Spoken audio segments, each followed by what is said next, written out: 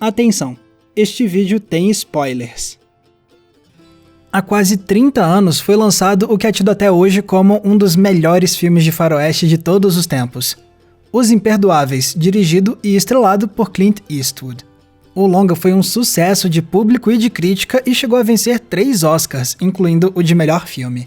E desde então, o legado deixado por Os Imperdoáveis só cresceu, chegando ao ponto de alguns considerarem esse como o último grande faroeste. Mas o que exatamente fez Os Imperdoáveis se tornar essa obra tão lendária? Como foi que o filme mudou a história do cinema? E será mesmo que ele é o último grande faroeste? Hoje vamos olhar mais a fundo essa obra-prima de Clint Eastwood e tentar responder essas questões. My guess is you're calling yourself Mr. William Money. You have me confused with someone else, mister. Em Os Imperdoáveis conhecemos William Money, um senhor que uma vez foi um pistoleiro cruel, um assassino infame de sangue frio. Mas em certo ponto ele se apaixonou por uma mulher que mudou ele. Assim, o Money deixou a violência e a bebida para trás, criou uma família e se tornou um fazendeiro. Mas agora, 3 anos após a morte da esposa, Money tem dificuldades financeiras para sustentar os filhos. E quando um jovem pistoleiro procura o Money para oferecer um trabalho de caçador de recompensas, o veterano decide voltar mais uma vez ao mundo da violência para ganhar o dinheiro necessário para cuidar melhor da família. Money então se junta ao jovem Schofield Kid e ao antigo companheiro Ned Logan, e aí o trio parte em busca dos criminosos procurados. Yeah? E quanto mais você vê Os Imperdoáveis, mais você percebe como esse é um filme sobre lidar com os fantasmas do passado. E isso não é só porque o Money passa a história inteira tentando não voltar a ser o homem cruel de antes. Para além disso, Os Imperdoáveis fala sobre fantasmas em outros 2 níveis narrativos. O primeiro deles é como o filme lida com o passado do faroeste como um gênero cinematográfico. E o segundo é como o filme lida com o passado artístico do próprio Clint Eastwood. Vamos começar com o primeiro nível. Por que é importante falar do discurso que o filme faz sobre o gênero do faroeste? Bom, é porque Os Imperdoáveis é um dos maiores, se não o maior, faroeste revisionista. Ou seja, é um filme que usa o faroeste para contestar e subverter as convenções narrativas mais tradicionais do gênero. Sim, aqui temos elementos muito tradicionais. A história do pistoleiro que volta relutantemente para fazer mais um serviço, o trio composto pelo herói, pelo melhor amigo e por um jovem promissor, a cidade pequena com um xerife, os criminosos. Mas não demora muito para o filme pegar esses elementos familiares e quebrar as nossas expectativas sobre eles. Por exemplo, em vez de termos bem definido quem é o bonzinho e quem é o malvado, temos homens de moralidades difíceis de definir e de admirar. Em vez de uma violência apresentada como entretenimento, temos uma representação de como a violência é aterradora e traumatizante. E, em vez de uma glorificação de figuras lendárias do Velho Oeste, temos o questionamento sobre qual é a verdade e o horror que se escondem por trás do mito de criação dos Estados Unidos. Quer dizer então que Os Imperdoáveis foi o primeiro faroeste a fazer essas subversões? A resposta é não. Desde os anos 50, diversos cineastas lançaram obras que também faziam essas coisas.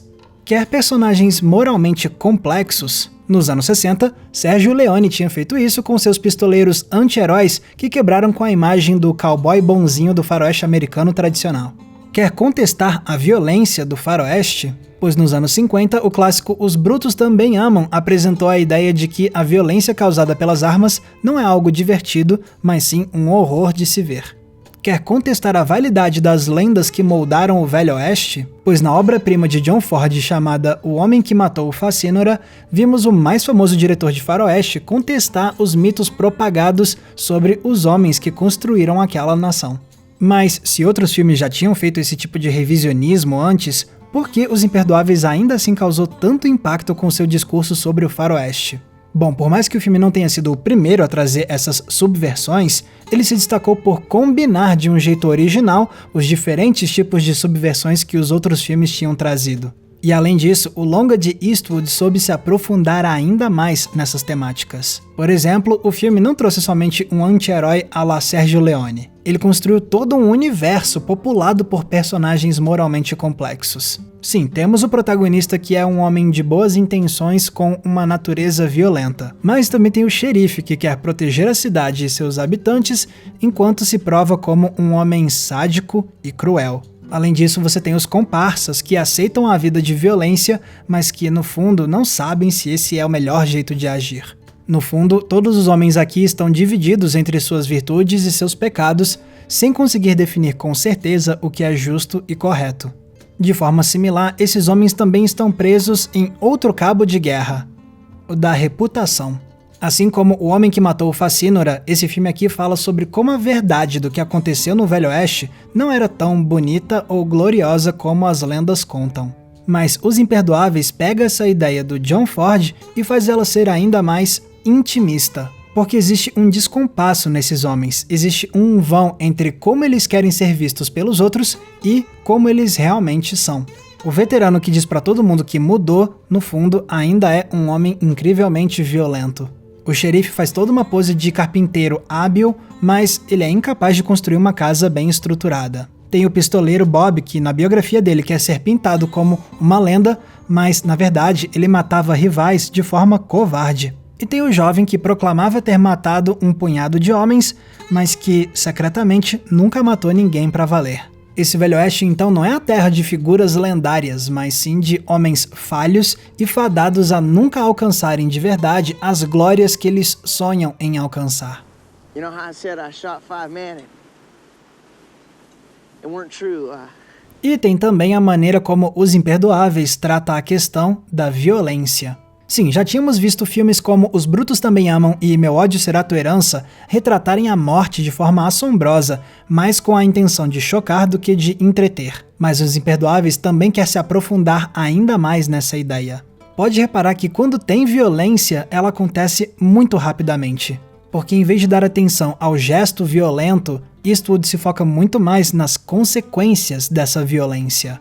Por exemplo, quando o Manny finalmente acerta um tiro em um dos criminosos que eles buscavam, não existe um embate grandioso. Em vez disso, vemos uma cena longa em que um homem está horrorizado por saber que vai morrer em instantes. Vemos os outros caras ficarem desesperados pelo amigo. Nem mesmo os protagonistas celebram essa morte. Pelo contrário, ela faz o Ned desistir da missão, de tão pesada que fica a consciência dele. E depois, quando o Kid mata outro procurado, temos uma das cenas mais tocantes do longa, vendo como o rapaz fica horrorizado ao finalmente entender o que significa tirar a vida de alguém. É por isso que a subversão da violência do faroeste aqui é tão poderosa. O Eastwood nega o dinamismo que fazia a morte ser chamativa no faroeste tradicional. E no lugar disso, ele usa uma encenação mais lenta para deixar os personagens e o público sentirem, absorverem quão terrível é o ato de matar.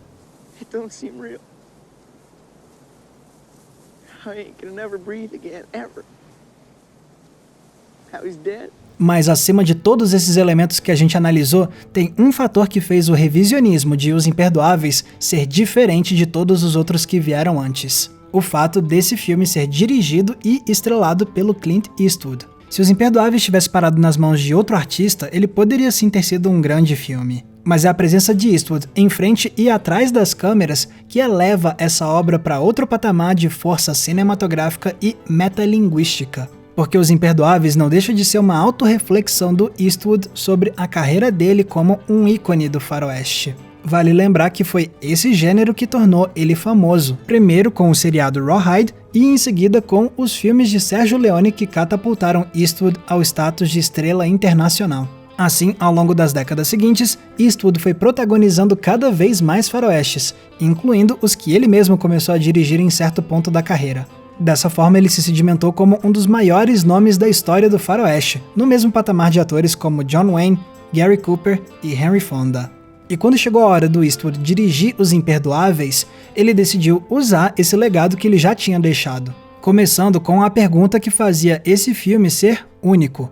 O que acontece quando os pistoleiros lendários ficam velhos e deixam as aventuras para trás? Como aponta um vídeo do canal Fandor, Eastwood já tinha feito uma pergunta parecida em seu filme O Estranho Sem Nome. What about after we do it? What do we do then? And you live with it. Mas agora o pistoleiro envelheceu mesmo. Então, o que acontece depois que o cowboy vai embora cavalgando em direção ao pôr do sol?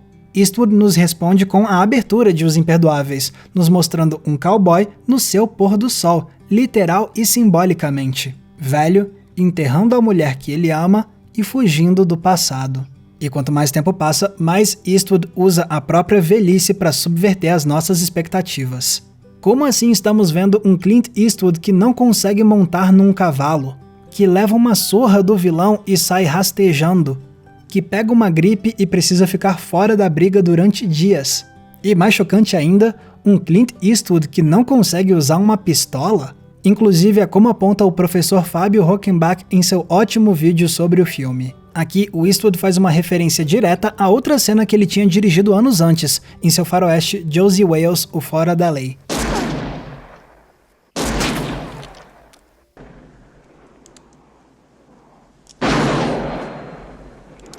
Ou seja, Eastwood sabia que a sua presença na tela geraria expectativas específicas no público e nos surpreendeu mostrando o oposto do que esperávamos.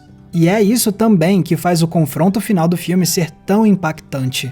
Passamos mais de 2 horas vendo Eastwood sendo um pistoleiro medíocre para, no final, testemunharmos a sua ira voltar à tona com força total. É uma fúria assustadora porque, a essa altura, já tínhamos perdido a fé de que esse pistoleiro poderia voltar a ser o que o Eastwood sempre representou. Mas estávamos enganados. Só que mesmo quando isso acontece, não há uma glorificação do personagem vitorioso, mas sim um sentimento de horror e um lamento por ele ter voltado a ser um assassino de sangue frio. Então sim, a figura clássica de Eastwood voltou numa explosão de violência, mas esse retorno dura pouco. Logo depois, essa figura é abandonada de novo pelo Money, e dessa vez é pra sempre, como indica o texto que fecha o filme. Então com esse longa, o Eastwood foi além de contestar como o faroeste criou mitos sobre homens e violência. Os Imperdoáveis também é o Eastwood refletindo sobre como ele mesmo foi uma das figuras mais importantes para a construção desses mitos culturais no imaginário popular. E agora era o momento desse capítulo da história do diretor ser fechado. Desde então, Eastwood dirigiu muitos outros filmes, mas ele nunca mais voltou ao faroeste.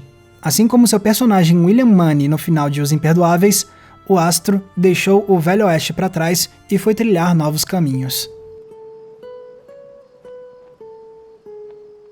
E nesses quase 30 anos desde a estreia de Os Imperdoáveis, testemunhamos o tamanho do legado deixado por esse filme.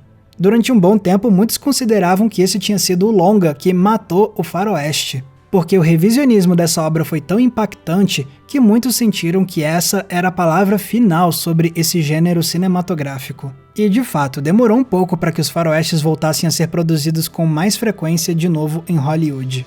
Só que esses filmes nunca mais foram os mesmos. A marca deixada por Os Imperdoáveis foi tão forte que é muito difícil ver um faroeste lançado depois desse que não tenha pelo menos alguma pitada de revisionismo. Ou seja, se antes Os Imperdoáveis teve que lidar com o legado do faroeste, agora era o faroeste que precisava lidar com o legado de Os Imperdoáveis. Então eu até entendo quando alguns defendem que esse foi o último grande faroeste. Só que por mais que eu ame esse filme, eu preciso discordar dessa afirmação. Primeiro que de lá pra cá foram sim lançados excelentes faroestes, com alguns deles entrando na minha lista de favoritos do gênero. E em segundo lugar, dizer que Os Imperdoáveis é o último grande faroeste me parece uma visão estreita demais. Eu concordo, por exemplo, com o que o Sven Mikulek diz sobre o filme em seu artigo. Por mais que Os Imperdoáveis parecesse um adeus ao faroeste, ele também provou como o gênero estava vivo, porque essa era uma demonstração de que ainda dava para fazer algo diferente com o faroeste. Esse não era o revisionismo definitivo, mas sim uma das várias possibilidades de revisionismo. O fato de Eastwood ter feito isso de forma magistral não significa que outros cineastas também não consigam encontrar formas surpreendentes de trabalhar com esse gênero.